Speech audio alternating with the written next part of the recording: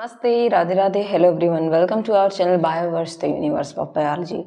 तो अगेन मैं आपके साथ डिस्कस करने वाली हूँ आपके बीएससी थर्ड सेमेस्टर के बॉटनी का पेपर, किस तरीके से क्वेश्चन पेपर पूछा गया था आपके बॉटनी का। ठीक है, क्वेश्चन करने से आपको ये फ़ायदा होता है कि आपको पता चल जाता है कि किस तरीके का क्वेश्चन पूछा जा सकता है। आप कोई भी चीज़ पढ़िए और उसका क्वेश्चन प्रैक्टिस मत करिए तो आप उस चीज़ को कर नहीं पाएंगे बेहतरीन तरीके से, क्योंकि जब क्वेश्चन आप देखते हैं तो आपको पता चलता है कि क्या पूछा जा रहा है उसमें से। ठीक है, पढ़ने के लिए आपके पास बहुत सारी चीज़ें हैं, लेकिन जब कोई आप एग्ज़ाम देते हैं तो आप किसी एक बुक को, किसी एक चैनल को या किसी एक चीज़ को प्रेफर करते हैं ताकि आप उस चीज़ को बेहतरीन तरीके से, एक ही चीज़ को 6 से 7 बार पढ़ेंगे और अच्छे से लिख कर आ पाएंगे, क्योंकि एग्ज़ाम में जो टाइम मिलता है आपको वो बहुत लिमिटेड मिलता है। 2 घंटे का, 3 घंटे का टाइम मिलेगा।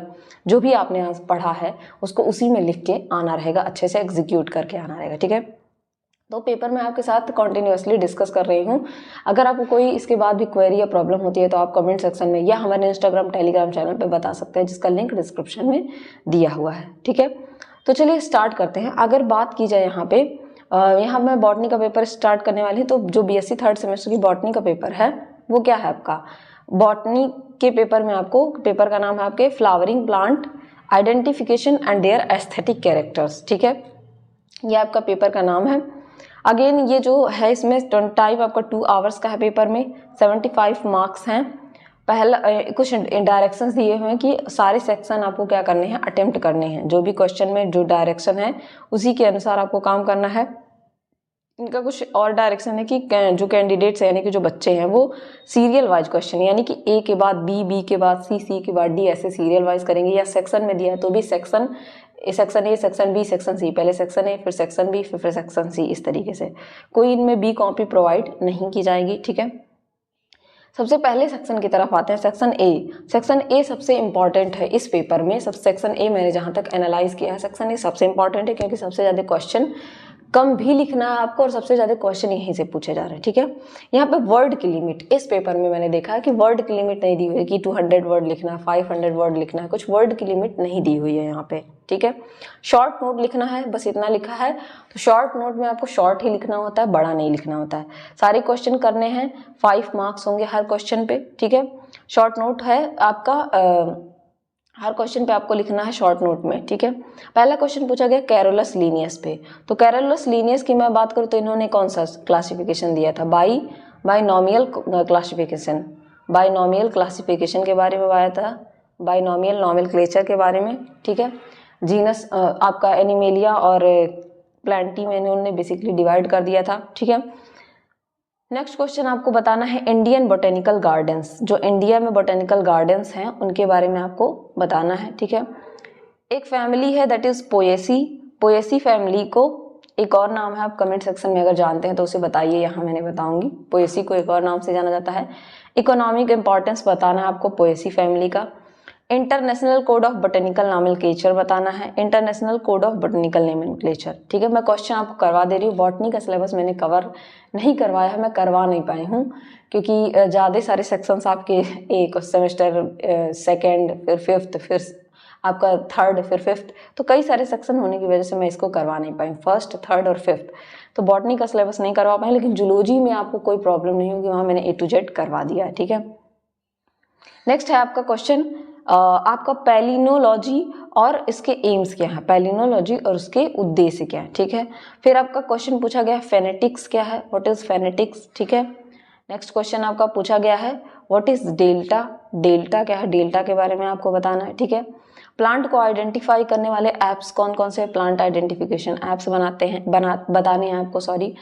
बेनिफिट्स ऑफ गार्डन, गार्डन के बेनिफिट्स क्या है, इसके बारे में आपको बताना है।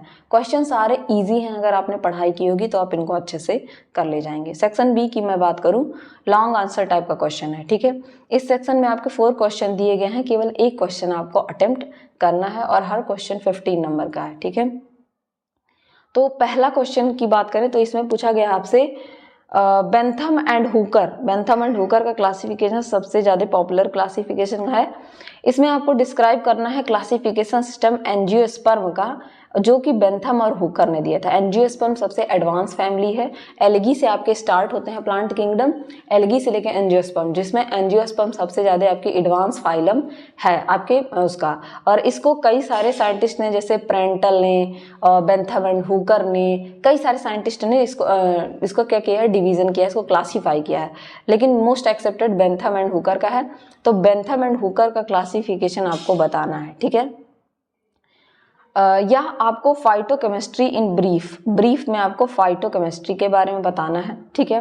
नेक्स्ट क्वेश्चन, या आपको एक्सप्लेन करना है distinguish feature of family Cucurbitaceae family के आपका floral formula, floral diagram, habit and habitat, ठीक है। उस फैमिली का जनरल कैरेक्टर क्या है, स्पेशल कैरेक्टर क्या है, सब कुछ आपको उसके बारे में देना है, डिटेल डायग्राम देना है। उसका इकोनॉमिक इंपॉर्टेंस क्या है कुकुरबिटेसी फैमिली का। कुकुरबिटेसी फैमिली में आपके सारे जो पंपकिन यानी कि कद्दू, ठीक है, खीरा, ये सारे क्या होते हैं, कुकुरबिटेसी फैमिली में आता है। तो इकोनॉमिक इंपॉर्टेंस तो है ही, मेडिसिनल यूज है इनका, मतलब आर्थिक रूप से कैसे महत्वपूर्ण है, तो मेडिसिनल यूज है इनका, ठीक है। एडिबल होते हैं, खाने के लिए यूज किया जाता है, ठीक है। बहुत सारे इनके इकोनॉमिक इंपॉर्टेंस है, ठीक। नेक्स्ट क्वेश्चन है right short note on the following. इनमें से कुछ पे शॉर्ट नोट लिखना है, जिसमें से पहला है गाइनो बेसिक स्टाइल, ठीक है। गाइनो बेसिक स्टाइल क्या होता है, उसके ऊपर फॉलिकल एंड लेग्यूम फ्रूट, ठीक है। फॉलिकल एंड लेग्यूम फ्रूट क्या होते हैं, उसके ऊपर सिनजेनेसिस कंडीशन क्या होता है, उसके ऊपर शॉर्ट नोट, और कैपिटुलम इन्फ्लोरेसेंस के बारे में आपको लिखना है। तो ये सेक्शन भी यहाँ पे खत्म हुआ। सेक्शन सी के मैं अगर बात करूँ तो यहाँ पे आपको लॉन्ग आंसर टाइप क्वेश्चन देने हैं। इस सेक्शन में 4 क्वेश्चन होंगे और केवल 1 क्वेश्चन अटेम्प्ट करना है। अगेन आपको 4 ऑप्शन मिलेंगे, 4 में से केवल एक जो आपको बहुत अच्छे से आता हो, with diagram, with full explanation, वही क्वेश्चन आप ऑप्ट करिएगा, क्योंकि आपके पास बहुत सारे वैरायटी ऑफ ऑप्शन आप कर सकते हैं। पहला क्वेश्चन पूछा गया है right in detail the importance of the plant. Plant की इंपॉर्टेंस क्या है, इस बात को आपको डिटेल में, तो इसको आप बहुत अच्छे से कर सकते हैं कि प्लांट की इंपॉर्टेंस क्या है। प्लांट की तो बहुत इंपॉर्टेंस है। आप पूरा हमारा जो हेट्रोटॉपिक एनिमल, मतलब जो अपना फूड खुद नहीं बनाते हैं, विषम योजी जो विषम पोषी जो एनिमल्स हैं जितने भी, इसमें ह्यूमन आ गया, कैट, डॉग, सब क्या होते हैं, मोस्ट ऑफ द इस पे प्लांट पे ही डिपेंडेंट होते हैं, ठीक। नेक्स्ट क्वेश्चन पूछा गया है आपसे कि explain E flora and it's importance, ठीक है। ई फ्लोरा और उसके इम्पॉर्टेंस के बारे में आपको बताना है। नेक्स्ट क्वेश्चन पूछा गया है कि monophyletic, polyphyletic and paraphyletic groups क्या होते हैं, इसको आपको डिस्कस करना है, ठीक है। नेक्स्ट क्वेश्चन आपका पूछा गया है, शॉर्ट नोट आपको लिखना है, जीपीएस टैगिंग क्या होती है, ठीक है। जीपीएस टैगिंग पे, कंजर्वेटरी पे, बॉन्साई प्लांट्स क्या होते हैं, जो बड़े वाले आकार वाले प्लांट और छोटे में, जैसे बड़े बड़े पेड़ आप देखते हैं इस तरीके से, उनको छोटे छोटे गमले में लगाया जाता है, वो काफ़ी बड़े बड़े प्लांट्स होते हैं। वो बड़े बड़े ऐसे छोटे वाले पत्ते नहीं, वो जो बड़े वाले पेड़ होते हैं उनको आप देखते हैं इस तरीके से, आप छोटे से प्लांट में देखेंगे, उनकी जड़ें वड़े सब आपको देखने को मिलेंगी। ऐसे प्लांट को बॉन्साई प्लांट्स कहते हैं, उसके बारे में आपको लिखना है। तो होपफुली आपको पेपर समझ में आ गया होगा। पेपर काफ़ी अच्छा पूछा था, किस तरीके से पूछा जा रहा है आपका पेपर, आपको एक आइडिया लग गया होगा। आप अपना पेपर बहुत अच्छे से करेंगे। इसके बाद भी कोई आपको प्रॉब्लम होती है, क्वेरी होती है, तो आप बता सकते हैं। तब तक के लिए पढ़ते रहिए, बढ़ते रहिए। Thank you everyone.